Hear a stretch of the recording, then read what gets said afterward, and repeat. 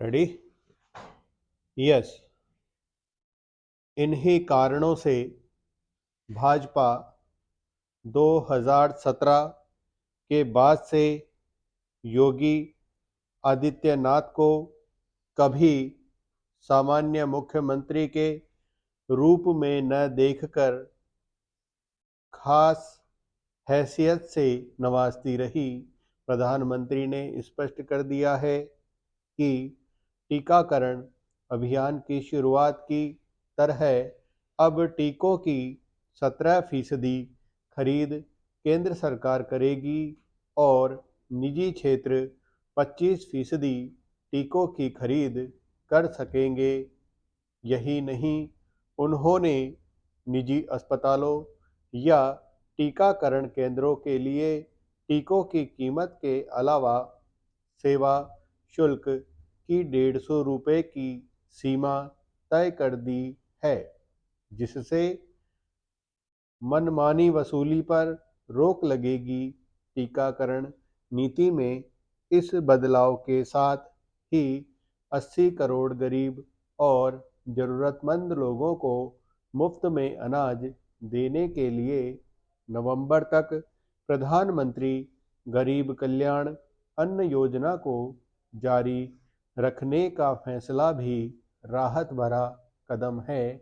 महामारी से चौतरफा प्रयासों से ही निपटा जा सकता है, जिसमें केंद्र के साथ ही राज्य सरकारों की भूमिका तो अहम है ही। नागरिक समाज को भी अपनी जिम्मेदारी समझनी होगी। मैं इटली के शहर में पैदा हुआ। मेरे पिता एक अकाउंटेंट थे। दादाजी से मेरा बहुत मिलना जुलना नहीं हुआ और जब मैं 6 साल का था तभी उनकी मृत्यु हो गई थी। इसके बावजूद मेरे जीवन में दादाजी का बहुत अधिक प्रभाव था। आर्थिक रूप से जर्जर होने के बावजूद वह किताबों के शौकीन थे और दुनिया के बारे में अधिक से अधिक जानने के लिए हमेशा उत्सुक रहते थे।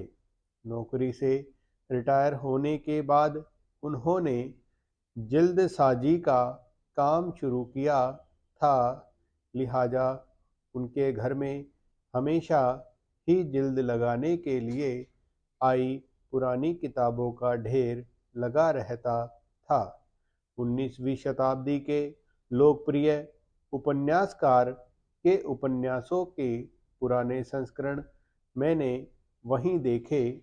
वर्ष 1983 में दादाजी की मृत्यु हुई, लेकिन उनके पास रखी पुरानी किताबें वापस लेने के लिए जब लोग नहीं आए तो मेरे परिवार वालों ने एक बड़े बक्से में वे किताबें समेटकर रख दी। संयोग से वह बक्सा मेरे पिता के हिस्से में आया, जिसे उन्होंने स्टोर रूम में रखवा दिया। कोयला या शराब की बोतल लाने के लिए कभी कभी मैं उस कमरे में घुसता था। एक दिन मैंने वह बक्सा खोला तो बक्से में मुझे एक पत्रिका का बंडल मिला, जिनमें दुस्साहसी पर्यटकों की हैरान कर देने वाली कहानियाँ थी। इन पत्रिकाओं के जरिए मैंने न सिर्फ कहानी की दुनिया में प्रवेश किया, बल्कि छोटी उम्र में ही दुनिया के बारे में थोड़ा बहुत समझने लगा। दुर्भाग्य से पत्रिकाओं का वह ऐतिहासिक बंडल मैंने खो दिया, लेकिन वर्षों के बाद पुरानी किताबों की दुकानों में जाकर मैंने उसके अंक खरीदे, क्योंकि उन पत्रिकाओं ने ही मेरे लेखक होने की जमीन तैयार की थी। लिहाजा मैं उन्हें खो नहीं सकता था। दादाजी की तरह मेरे पिताजी भी किताबों के शौकीन थे, लेकिन वह 13 भाई बहन थे जिनकी परवरिश करते हुए दादाजी आर्थिक परेशानियों में डूबे रहते थे।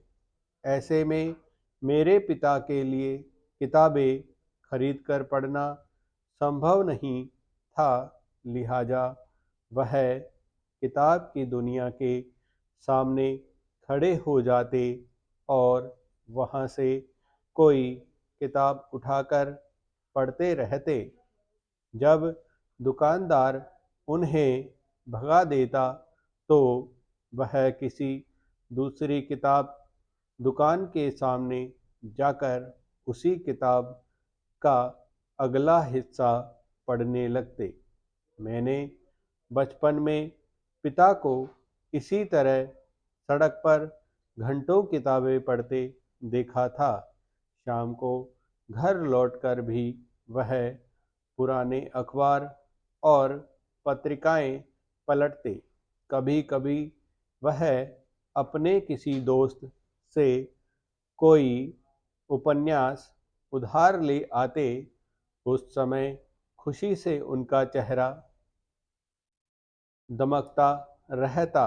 किताबों के प्रति इसी जुनून के कारण वह चाहते थे कि मैं लेखक बनूं। मुझे इसका संतोष है कि मैंने उन्हें निराश नहीं किया। वर्ष 1962 में उनकी मृत्यु हुई और उससे 3 महीने पहले मेरी पहली किताब द ओपन ब्रक्स प्रकाशित हुई थी। कहानियों और उपन्यासों के शौकीन मेरे पिता की मेरी इस किताब में रुचि न होना स्वाभाविक था, क्योंकि यह अकादमिक मुद्दों पर थी। इसके बावजूद वह अक्सर शाम को मेरी किताब पढ़ा करते थे। हालांकि यह कसक मुझे रहेगी कि अगर उनकी उम्र थोड़ी लंबी होती तो वह मेरे उपन्यास पढ़ सकते थे। मेरी माँ चूँकि 10 साल और जिंदा रही, इसलिए उन्हें न केवल मेरी और किताबें देखने का अवसर मिला, बल्कि विदेशी विश्वविद्यालयों में व्याख्यान के लिए आने वाले आमंत्रण भी उन्हें खुश करते थे। हालांकि तब वह बहुत कमज़ोर हो गई थी, लेकिन उन्हें मुझ पर गर्व था।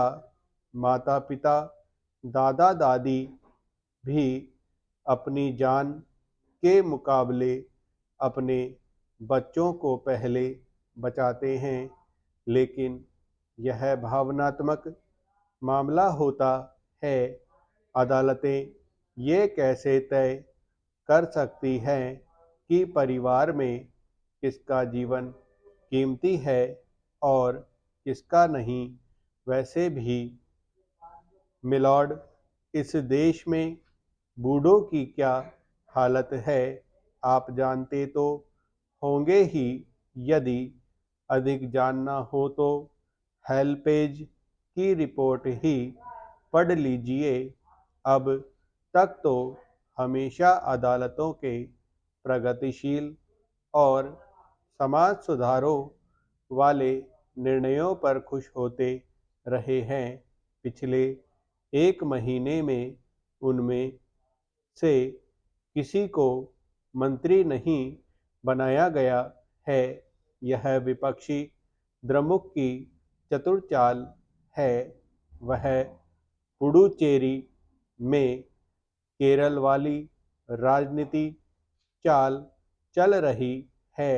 हालांकि पुडुचेरी में केरल शैली की राजनीति करने के लिए कोई शरद पवार या उद्धव ठाकरे नहीं है। विराम।